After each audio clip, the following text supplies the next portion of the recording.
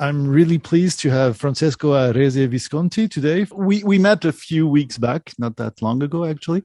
And you have a super interesting work on the roots of our cultures. And you're probably going to talk about it. But as usual for this podcast, I will ask you the main question.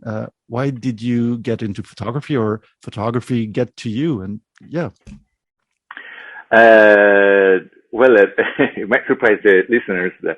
I received when I graduated because I studied archaeology, and when I graduated, my aunt asked me what was the gift I wanted to receive, and I asked the photo camera because it was the only thing I never had in my life, and that was the beginning. So it was pretty late in my years. I was 27, I think. Yeah, that was the beginning.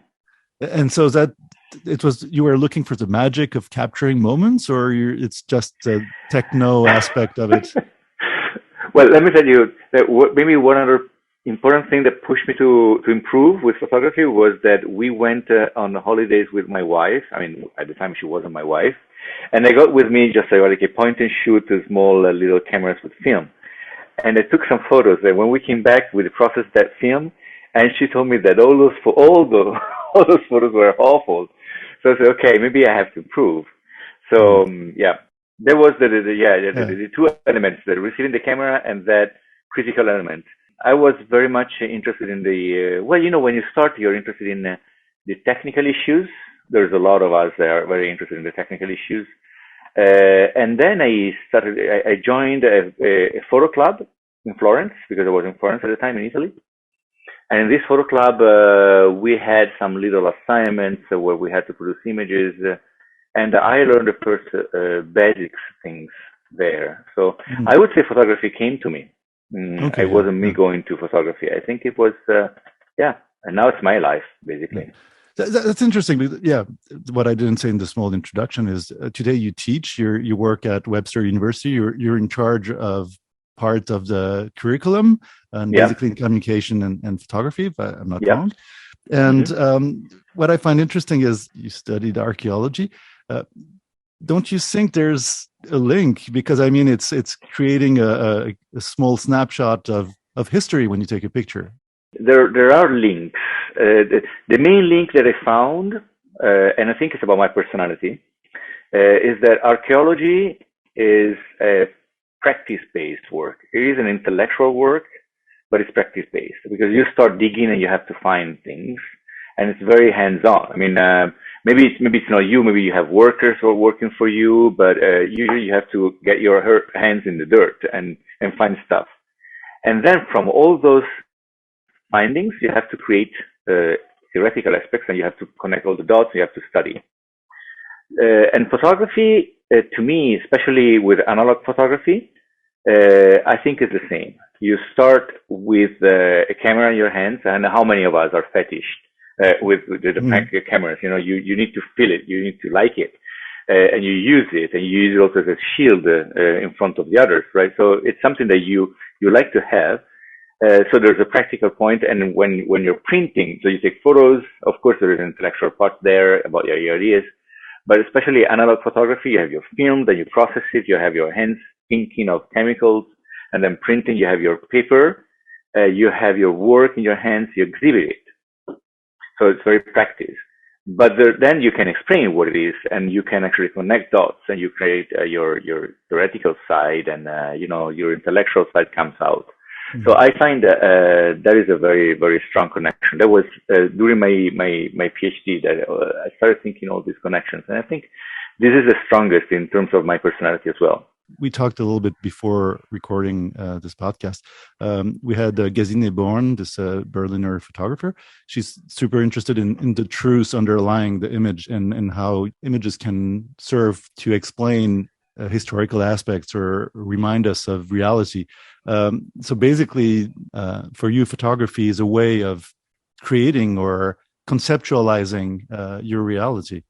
Yeah, definitely. As you were saying before, with archaeology, apart from the fact that I use photography to document, so it is part of the process. Because while you're doing things, you have to record things. So photography is involved. Of course, not very creative, but more documentary.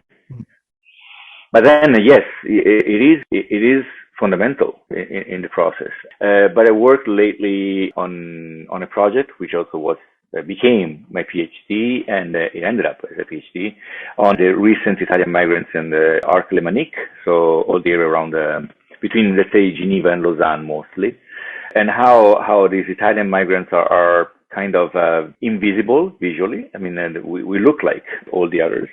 And how can photography translate the cultural identity of this group of people? It's been a long process, and it's been quite complicated, but definitely photography was key in the process. It represents a memory, but also a way to bring people to reflect. So it is actually a tool to develop a dialogue, even among non-photographers. Yeah, I will put the links on your internet sites. I've discovered that lots of your work is almost it's a proactive approach to bringing ideas. It's sometimes political, it's mainly historical, but very identity based. And you've done that for many years in a very proactive way. Do you think you saw it as a tool to be able, as you said just before, to communicate and create the dialogue with others? No, I think my beginning was mostly searching inside myself. I think it was like understanding who I am. It was like a very a process of discovering, and it's a matter of fact that if you see my work from the beginning, it was really looking at nature mostly, no human beings. I also spent like 2 weeks or 3 weeks in India in 2004. And India is pretty crowded. There's people everywhere. And my wife, at the time she was my wife, told me, you managed to photograph India with no people. It's true. I photograph everything but people. And because I was not particularly interested in that. So I think it was mostly a research on composition, structure of the image without human beings, and also search inside myself. And then one day, I think it was part of the process. I had to do that. And then I reached a point when I said, okay, that's enough, because I'm producing images. I mean, I love those images, but I think it was enough. And I read a text by Oliviero Toscani. And at the time, when I was photographing landscapes, I didn't particularly enjoy his work. And now, actually, I have to say that he's one of the people I take very much in consideration when I develop works. So that changed my life, that text. And it said that photography makes sense when it is related to human condition. I think yeah, what you're saying about the introspection and basically human condition in general, how we integrate in the community that we need to crave to live, to be happy. And I think that's really something that often comes by in those dialogues. Photography is kind of a intersection between our inner world and the environment. Your project, you said about your project about Italian migrants in the 21st century. That's what you exhibited in London this year. Yes. Early. Why did you choose the Arc Lémanique? Why did you choose this part of the world? Well, you said just a second ago that photography introspection, and it's a lot about ourselves. I have to say that this work is about myself. I mean, very selfishly. At the end of the day, if you look at it, it was a way to analyze myself and my experience through the others. Basically, I have these 24 wonderful subjects that I photographed and interviewed. But it was a way to find myself in their words and in their sights, in their positions, in their landscapes, and in the photographs, in the lighting. And in fact, I wanted to include my self-portrait at the end. And then I decided not to do it. But I'm one of them. And that's why Arc Lémanique, because I live on the Arc Lémanique, and also for other reasons. One is that when you start a research, you start from a broad idea. And initially I thought, okay, Italians, 21st century in Switzerland. And Switzerland, as you know, is so diverse canton from canton, valley from valley, lake from lake, Lausanne from Geneva. I mean, it is different. So I ended up saying, okay, let's concentrate more on the French-speaking part, and then from the French-speaking part from even smaller. And then I realized Arc Lémanique, why? Because it's very specific, because it's very different from the rest of Switzerland. There are a lot of people in the area, and they're very, very, very special because they come from all over the world, and they bring their own different identities. And I think this is very specific in this area. I think this region is very historically international with Société des Nations, well, the United Nations, all the multinationals too, the economical aspect, its geographical centralized place, and obviously also the history of this very direct democracy. You're a teacher also, so why teaching? I was talking yesterday about this. I think we are in a very special moment where images are the new language more and more. And I'm not sure this is a positive thing, but it is a thing. And it's happening. And what I see is that I don't think that the educational system is ready for that. We are not teaching our kids, and I'm including my children, we are not teaching much the visual language. And they're using it quite a lot, very extensively. Before, to publish, you needed to have a publisher, you needed to have a magazine or a newspaper willing to promote your work. Now it's so easy. I mean, you take a photograph and after a fraction of a second it is all over the globe. But don't you think it's a little bit diluted? You're talking about literacy and visual communication, basically. Yes. Are you trying to educate your students on how to be meaningful in this extremely diluted world of images? It is a very diluted world of images. I totally agree with you. And I don't think there's a consciousness about that and the power that they have in their hands.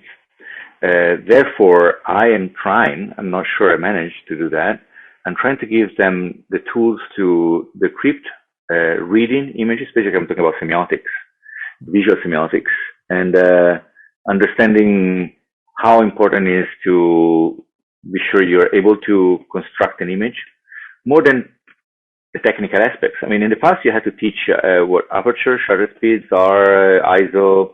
Now you don't really need to do that. I mean, there are tutorials everywhere. And then on a phone, you just, you use the portrait settings, you use the landscape settings. They don't even know that portrait is about apertures, right? But they know how to create an image, and they imitate the others, and they create trends. They follow influencers. So to try to give them some tools to defend themselves and to create a dialogue with the others, I think is fundamental to give them some tools. But we're always behind technology. I mean, in terms of technology is there, we're always following it. It's tough. It's very tough. What do you think about AI, artificial intelligence, on that aspect? Well, we are struggling now with ChatGPT and everything with assignments and stuff. What I think, it's tough to judge. I think I usually compare this to a bottle of wine. A very good wine, and you can use it in one way or the other. You can get drunk, or you can actually use it to enjoy it and be creative. So, like most of the other things, it could be a very bad thing, but it could be also a wonderful thing. It depends how it's used.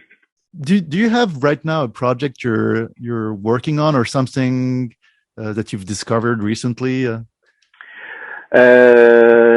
Well, I finished my PhD in January officially. So right now I'm working on the publication of the work and trying to exhibit the work in Switzerland as well. Because I think, not because it's my work, but I think the reflections around it deserve to be developed. So an exhibition could help with that. And then I'm thinking about next projects. I feel a bit exhausted, so you need to have that moment of rest to then develop new ideas. But new ideas are already coming, so stay tuned. So yeah, definitely. That's what I was going to say. So yeah, we're definitely going to stay tuned. Thank you very much.